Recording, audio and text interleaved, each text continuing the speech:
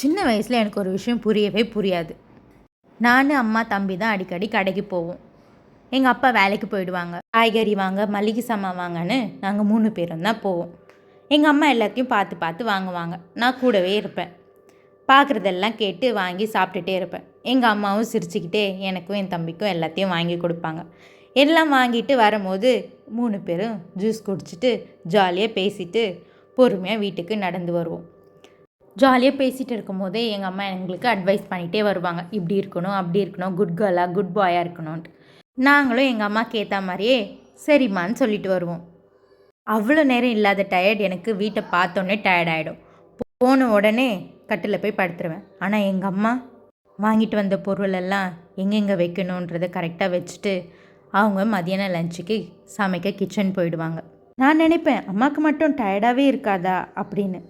அப்புறம் தான் எனக்கு புரிஞ்சது, அவங்க பசங்க பசியில் இருக்கிறத பார்த்தா எந்த அம்மாங்களுக்கும் டயர்டாகவே இருக்காதுன்னு.